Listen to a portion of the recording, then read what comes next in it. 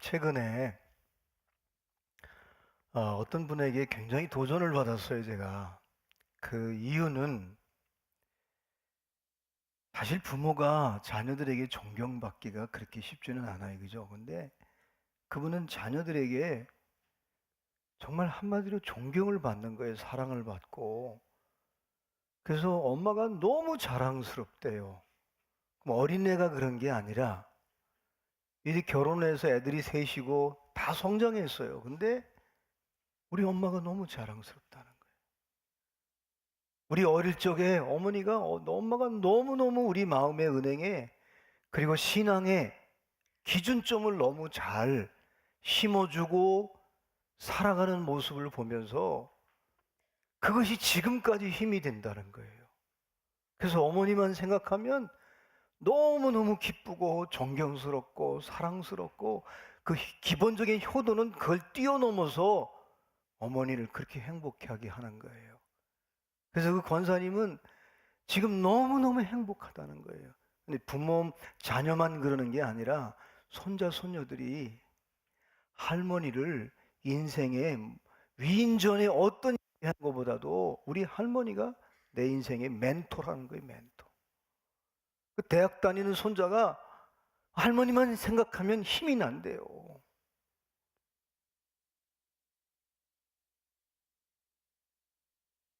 여러분은 지금 자녀들에게 그런 사랑과 존경을 받고 계시죠? 그죠? 예, 예. 아멘 하면 그 다음에 또 되는 거예요, 여러분. 그러니까. 왜 우리는 자녀들에게 또 손자, 손녀들에게 존경과 사랑의 대상이 되지 못할까?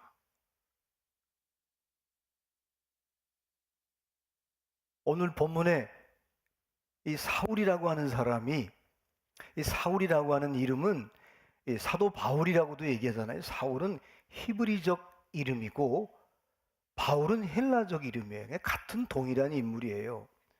근데 이 바울이 지금 우리가 이 전 세계가 지금 시리아에 계속해서 전쟁이 있잖아요.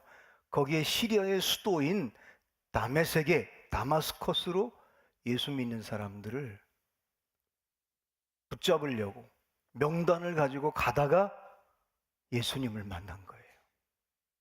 예수님을 만나서 갑자기 그 정오에 너무나 밝은 빛이 그 사울을 비추는 바람에 그냥 눈이 탁 감겨졌어요. 더 이상 뜨지를 못하는 거예요. 그래서 3일 동안 먹지도 못하고 아무것도 못 마시는 거예요.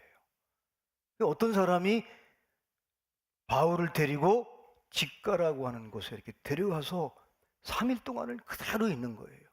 근데 갑자기 아나니아라고 하는 사람이 와서 사도 바울에게 이렇게 안수를 하는데 사실은 아나니아가 가고 싶지 않았어요. 하나님이 그에게 환상을 보여줬는데 가라고 하니까 아나니아가 뭐라고 그러냐면 하나님, 그 사람은요 예수 믿는 사람을 굉장히 핍박하는 사람이에요. 근데 내가 어떻게 갑니까? 근데 하나님이 말씀하시는 거예요. 가라.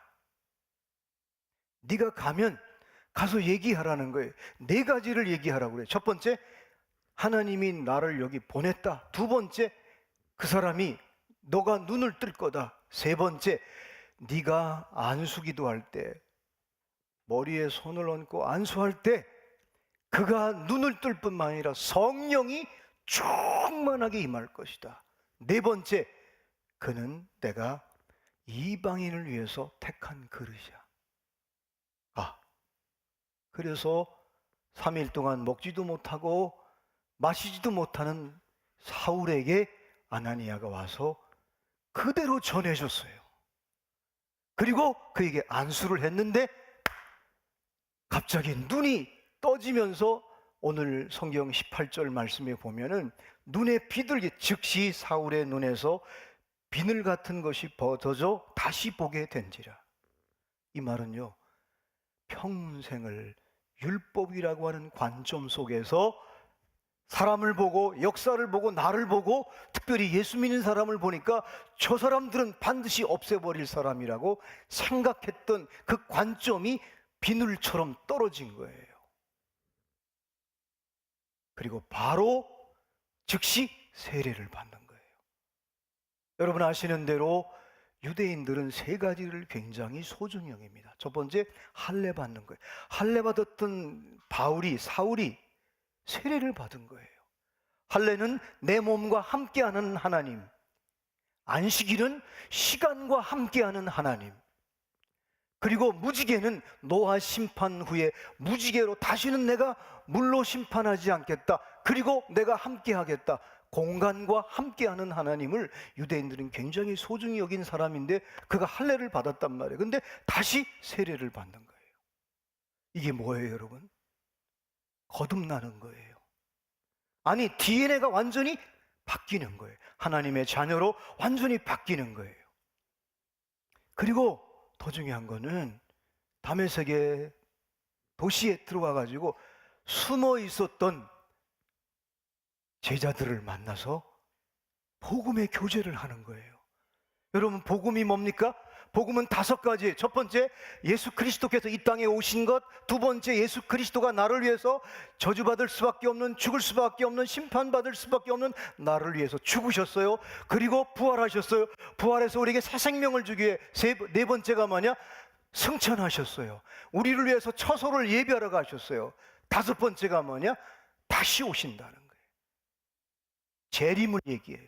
이게 복음의 5가지 핵심인데, 사울이 제자들과 함께 교제하면서 그동안 율법의 바리새인으로서 율법에 매였던 모든 것을 한눈에 구약과 신약을 정리하고 복음에 대해서 정확하게 깨닫게 됐습니다.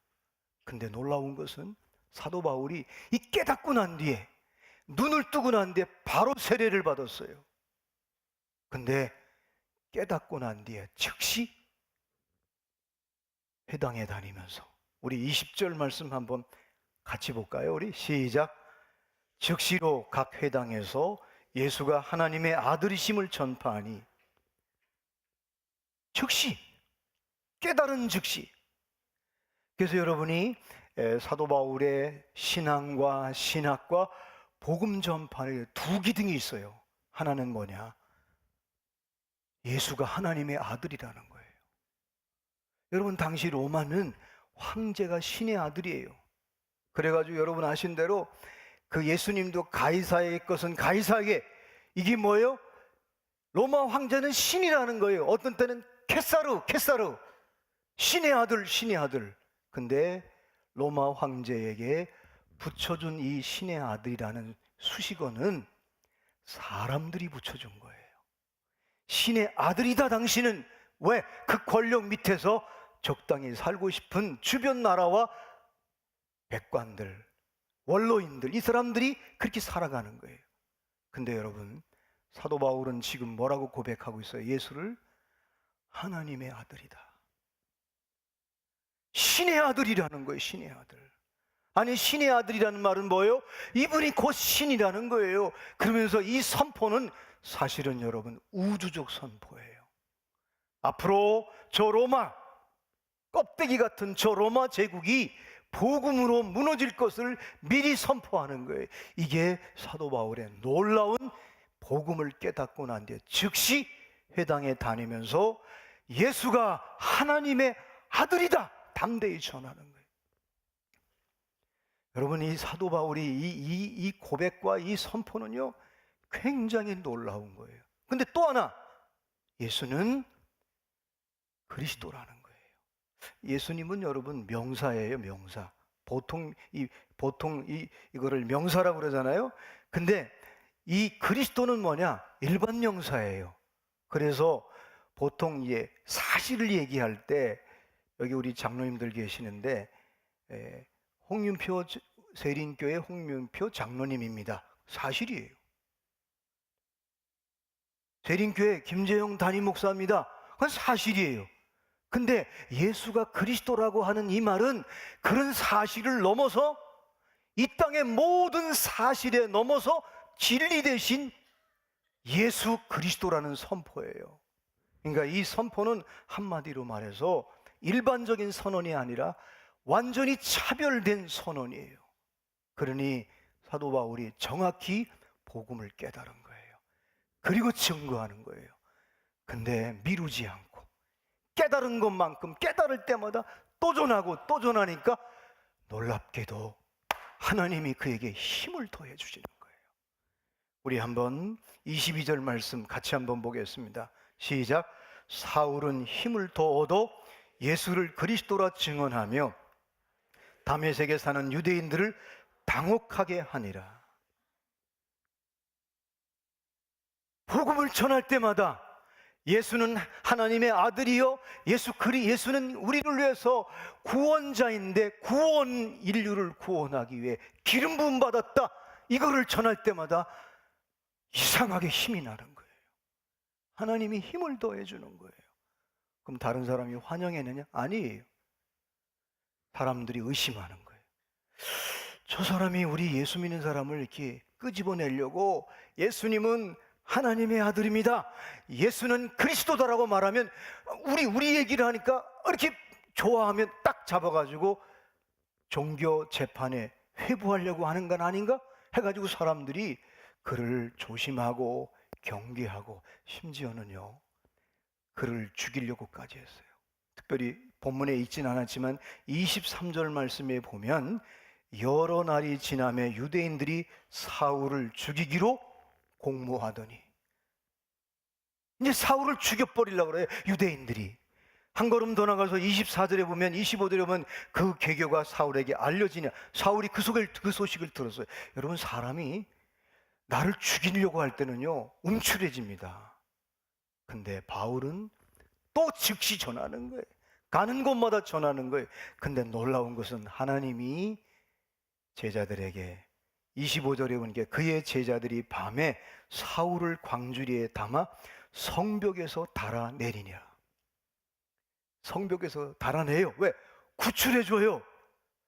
그러면 구출해줬으면 이제 아이고 조심해야 되는데 사도 바울은 어디로 가느냐? 사울은 예루살렘으로 바로 올라가요. 왜냐하면 제자들과 함께 다메섹에서 복음의 교제를 나누면서 우리를 위해 십자가에 죽으시고 부활하시고 승천하시고 다시 오실 주님이 우리에게 뭐라고 그랬는지 알아요? 유언을 남기셨어요. 세상 끝날까지 함께 하겠다. 그리고 예루살렘과 유다와 사마리아 땅끝까지 복음을 전하라고 그렇게 유언을 하셨다고 하니까 바울은 또 즉시 예루살렘으로 가는 거예요. 망설임 없이. 예루살렘에 가서 제자들과 베드로를 만나고 요한을 만나고 야고보를 만나서 또 한 번 확인하는 거예요.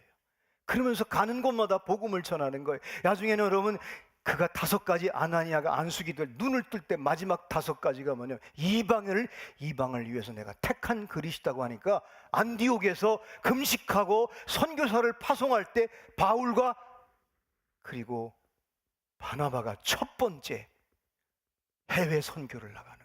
1차, 2차, 3차 선교 여행을 떠나는 거예요. 오늘 사도 바울은 은혜가 임하니까, 구원이 임하니까, 주님을 만나니까, 주님이 함께하니까 즉시 복음을 전하는 거예요. 근데 전할 때마다 새 힘을 얻는 거예요. 놀라운 능력을 입고 더 있고 힘을 점점 힘을 덧입는 거예요. 여러분, 사실은 주님께로부터 힘을 얻었지만은 육체적으로는 굉장히 힘들었어요. 매도 맞고요, 환난과 핍박이 끊어지지 않습니다. 그런데 놀라운 것은 더 힘을 얻는 거예요. 더 하나님이 주신 사명, 저 땅끝까지. 그때 당시에 땅끝을 스페인이라고 생각했어요. 스페인을 가려면 로마를 가야 된다. 기도하는 거예요. 하나님, 나로 하여금 로마를 가게 해달라고. 왜? 하나님의, 예수님의 명령, 유언이 땅끝까지 복음을 전하는 것이었기 때문에. 자, 여러분, 복음의 능력은 한 사람이 변화될 때 즉시 전하고 즉시 선포하고 예수는 하나님의 아들이다, 예수는 그리스도다, 우리를 구원한 자라고 그렇게 선포할 때마다 힘이 더 나는데, 놀라운 것은 사도 바울 혼자 힘으로 끝나는 게 아니라 다른 사람도 힘을 얻는 거예요. 특별히 여러분, 사도행전 9장 31절 말씀에 보면 그리하여 온 유대와 갈릴리와 사마리아와 교회가 평안하여 든든히 서가고 주를 경외함과 성령의 위로로 진행하여 수가 더 많아지니라. 바울 한 사람이 힘을 얻고 복음을 전하고 담대하게 즉시 주님의 뜻에 순종했더니 본인뿐만 아니라 주변 교회가, 갈릴리의 사마리아 교회, 유대 교회가 점점 힘을 얻고 평안하고 든든히 서갈 뿐만 아니라 구원받는 백성들이 점점 많아지는 거예요. 이게 바로 어떤 역사나, 주님이 말씀하실 때, 주님이 감동을 줄 때, 성령으로 나를 인도할 때 즉시 미루지 않고 즉시 복음을 전하고 하나님의 뜻에 순종하고 응답할 때 하나님께서, 성령께서 역사하는 놀라운 역사예요. 사랑하는 여러분, 사도 바울은 알았어요. 그 예수님의 유언이 예루살렘과 유다와 사마리아 땅끝까지, 근데 벌써 본인이 즉시 복음을 전하고 담대하게 전하니까 유대 땅에도, 예루살렘에도, 사마리아도 복음이 전파된 거예요. 교회가 형성된 거예요. 그러니까 자기는 마지막 뭐예요? 마지막 저 땅끝 비전을 거기다 두는 거예요. 남들이 터 위에다 교회를 세우지 않고 남들이 가지 않은 곳에, 남들이 싫어하는 땅에 그는 믿음으로 가는 거예요. 망설이지 않고 즉시 가는 거예요. 이게 오늘 본문의 내용입니다. 제가 여러분에게 모두의 그 권사님이, 자녀들에게 너무나 훌륭한 우리 어머니, 존경과 사랑을 받고 손자 손녀들이 위인저 어떤 위인보다도 우리 할머니 권사님이 가장 나에게는 멘토입니다. 제가 물었어요. 그 비결이 뭡니까? 그랬더니 그분이 하는 말이, 저는 즉시 주님의 음성이 들려오면, 말씀을 읽으면, 설교 듣다가 은혜 받으면, 기도하다가 은혜를 받고 하나님의 음성을 들으면 즉시 나는 순종한 것밖에 없습니다. 근데 놀라운 것은 즉시 순종할 때마다 하나님이 다 응답을 주셨고 다 믿음을 주었고 다 축복해 주셨기 때문에 내가 한 게 아니라는 거예요. 사랑하는 여러분 가운데 혹시 지금 주님이 기도하기를 원하는 분이 있을 거예요. 망설이지 마십시오. 다음에 하겠다 미루지 마세요. 즉시 순종하고 즉시 응답할 때 주께서 여러분에게 믿음을 주고 여러분을 다시 한번 더 힘을 줘, 능력을 주어서 여러분을 질병도, 여러분의 문제도, 여러분의 자녀들의 문제도 주께서 해결해 주실 줄로 믿습니다. 하나님은요, 믿음은 세 가지 같아요. 제가 보니까 첫 번째가 뭐냐, 하나님은 우리를 늘 생각하셔요. 두 번째, 하나님은 저와 여러분을 너무너무 기뻐하셔요. 이상한 거는 여러분이 말씀을 읽고 기도하다가 내가 자그만 찬양을 하다가 너무 기뻐서 감격해서 하나님께 영광을 돌리고 숨을 쉬면서 하나님 감사해요. 그것을 보고 너무너무 기뻐하시는 그 하나님, 그러면서 그 영혼에게, 그 심령에게, 그 가정에게 하나님이 움직이기 시작해요. 하나하나 역사해 주십니다. 그래서 세 가지 우리 믿음의 사람들은, 첫 번째, 하나님이 나를 생각하시고 나를 기뻐하시고 하나님이 나를 향해 움직인다. 요거를 압축하면 임마누엘이에요. 세상 끝날까지 저와 여러분과 함께하는 임마누엘 하나님. 근데 반면에 저와 여러분이 하나님을 생각하면 힘이 납니다. 하나님을 기뻐하고 찬양하면 여러분의 질병도, 여러분의 문제, 나태함도, 게으름도, 사명이 주셨을 때 막 미루고 지쳐서 다른 문제와 환경 때문에 못 가는 사람은 찬양하고 여러분이 기뻐할 때 하나님이 그것을 뚫고 나가게 하고 여러분이 움직일 때, 그때부터 하나님이 일하실 줄로 믿습니다. 그래서 요즘 젊은이들이 지쳐있을 때 요즘 가장 많이 부르는 찬양이 시선이잖아요. 모든 시선을 주님께 드리고 살아계신 전능하신 하나님을 느낄 때 내 삶은 주의 역사가 되고 하나님은 일하기 시작하네. 여러분이 즉시 말씀을 듣다가, 기도하다가, 찬양하다가 하나님의 음성을 듣고 즉시 순종하고 응답할 때, 그때부터 하나님이 일하실 줄로 믿습니다. 근데 마귀는 항상 그래요. 다음에 해라. 우리를 교묘하게 숨깁니다. 교묘하게 그 믿음이 오면 축복이 오잖아요. 그거를 가로막기 위해서 자꾸 미루게 합니다. 환경을 탓하게 되고. 지금도 하나님은 저와 여러분을 보고 계십니다. 얼마나 생각하는지 몰라요.